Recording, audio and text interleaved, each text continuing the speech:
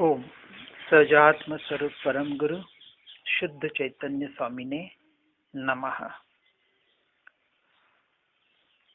पूजन, भक्ति, आरती इत्यादि के बारे में कुछ विशेष मान्यता को भी हम समझने का प्रयास करते हैं। वितराग धर्म में, श्रमण धर्म में जो प्रचलित आज हम जिसे जैन धर्म कहते हैं, आज जैन धर्म में बहुत से विभाजन हो गए हैं। इसलिए यदि अपेक्षा से इसे श्रमण या वितराग धर्म कहें तो सर्वोचित होगा, ऐसा प्रतीत होता है। इसमें एक वितराग देव के सिवा और कोई भी देव देवी अष्टद्रव्य द्वारा पूज्य नहीं है। यहाँ नवदेव या नवग्रह आदि कोई वास्तविक उसका उल्लेख ही पूजन विधान में नहीं आता है। प्रकारांतर से वितराग देव के ही विविध रूप ही प्रयोजन में लिए जाते हैं। जैसे अरहंत व सिद्ध तो साक्षात वितराग परमात्मा है ही, परंतु आचार्य, उपाध्याय व साधु भी वितरागता के ही उपासक है तथा स्वयं भी एक देश वितरागी है। ऐसे पंच परमेष्ठी तथा जिन धर्म, जिन वचन, जिन प्रतिमा और जिनालय, यह भी वितराग के यानी वितरागता के मार्ग के ही प्रतीक है। इसलिए अरहंत, सिद्ध, आचार्य, उपाध्याय, साधु, जिन धर्म, जिन वचन, जिन प्रतिमा और जिन मंदिर, इनको नवदेव के नाम से पूर्णता को प्राप्त कराने वाले होने से अपेक्षा से नवदेव कहा जाता है। रत्नकरण श्रावकाचार में पंडित सदासुखदास जी कहते हैं, सो जहाँ अरहंतनी का प्रतिबिंब है तहाँ नवरूप गर्भित जानना, क्योंकि आचार्य, उपाध्याय, साधु व अरहंत की ही पूर्व अवस्थाएं हैं। अर सिद्ध पहले अरहंत होकर सिद्ध हुए। अरहंत की वाणी सो जिन वचन है और वाणी द्वारा प्रकाशित हुआ अर्थ यानी वस्तु स्वरूप सो जिन धर्म है तथा अरहंत का स्वरूप यानी प्रतिबिंब जहाँ तिष्ठे सो जिनालय है। उस अरहंत के वितरागता के स्वरूप को देखकर भी हम अपने स्वरूप की कल्पना कर सकते हैं। इस प्रकार से नव देवता रूप अरहंत परमात्मा के ही प्रतिबिंब का पूजन नित्य करने योग्य है। नवग्रह विधान के आद्योपांत अध्ययन से ऐसा लगता है कि इसकी रचना उन परिस्थिति में हुई जब जैनेतर लोग ज्योतिष विद्या में अधिक विश्वास रखते थे तथा ग्रहों की चाल से ही अपने भले बुरे भविष्य का निर्णय करते थे एवं ग्रहों के निमित्त से होने वाले अनिष्टों के निवारणार्थ ज्योतिषियों के निर्देशानुसार ग्रहों की शांति के लिए देवी देवताओं की आराधना एवं मंत्रों तंत्रों की साधना किया करते थे।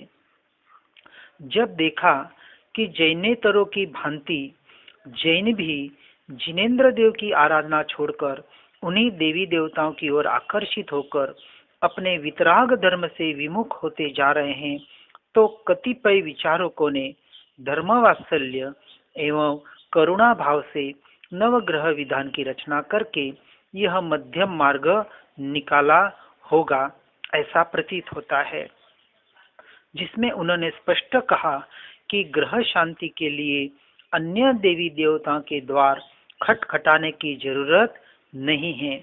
जिनेन्द्र देव की आराधना से ही अनिष्ट का निवारण होगा। यद्यपि सभी धर्मों में निष्काम भक्ति ही उत्कृष्ट मानी गई है, तथापि इस प्रकार की पूजा बनाने का मुख्य प्रयोजन यह था कि पूजक पहले देवी देवताओं की पूजा छोड़कर जिन पूजा करना प्रारंभ करे, जिससे ग्रहित मिथ्यात्व से बच सके। तदर्थ यह बताना जरूरी था कि जिस फल की प्राप्ति के लिए तुम देवी देवताओं को पूजते हो वही सब फल जिन पूजा से प्राप्त हो जाएगा, अन्यथा वे उस गलत मार्ग को छोड़कर जिन मार्ग में नहीं आते। जिनेंद्र पूजा से लौकिक फलों की पूर्ति की बात सर्वथा असत्यार्थ भी तो नहीं है, क्योंकि मंद कषाय होने से जो सहज पुण्यबंध होता है उससे सभी प्रकार की लौकिक आकुलताएं भी प्राप्त तो हो ही जाती है। तथापि कामना के साथ की गई पूजा भक्ति निष्काम भक्ति की तुलना में हीन तो है ही, इस ध्रुव सत्य से भी इनकार नहीं किया जा सकता। कुछ लोग तो ग्रहों की शांति हेतु ही ग्रहों की भी पूजा करने लगे थे। उनकी दृष्टि से उपर्युक्त दूसरे दोहे में बताया गया कि नवग्रहों की पूजा करना योग्य नहीं है, क्योंकि नवग्रहों के रूप में जो ये ज्योतिषी देव है वे स्वयं भी सब मिलकर जिनेंद्र परमात्मा के चरणों की ही सेवा पूजन करते हैं। अब नवग्रह विधान में इन्हीं उपर्युक्त नवदेवताओं की पूजन की जाती है, नवग्रहों की नहीं। जहाँ तक नवग्रहों की शांति का सवाल है सो वह तो अपने पुण्य पाप के अधीन है, किंतु इतना अवश्य है कि वितराग देव की निष्काम भक्ति करने से सहज ही पाप कर्म क्षीण होते हैं और पुण्य कर्म बंधता है। इससे बाह्य अनुकूलता भी सहज ही प्राप्त हो जाती है।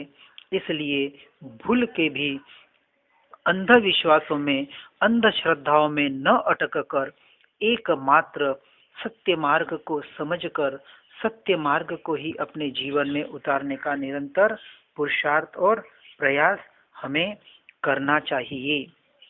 यहाँ कोई कहे कि जिससे इंद्रिय जनित सुख उत्पन्न हो तथा दुख का विनाश हो, ऐसे भी प्रयोजन की सिद्धि इनके द्वारा होती है या नहीं, तो इसका समाधान में कहते हैं जो अरहंतादि के प्रति स्तवनादि रूप विशुद्ध परिणाम होते हैं उनसे अघातिया कर्मों की साता आदि पुण्य प्रकृतियों का बंध होता है, और यदि वे यानी भक्ति स्तवनादि के परिणाम तीव्र हो तो पूर्व काल में जो असाता आदि पाप प्रकृतियों का बंध हुआ था उन्हें भी मंद करता है, अथवा नष्ट करके पुण्य प्रकृति रूप परिणमित करता है, और पुण्य का उदय होने पर स्वयमेव इंद्रिय सुख की कारणभूत सामग्री प्राप्त होती है, तथा पाप का उदय दूर होने पर स्वयमेव दुख की कारणभूत सामग्री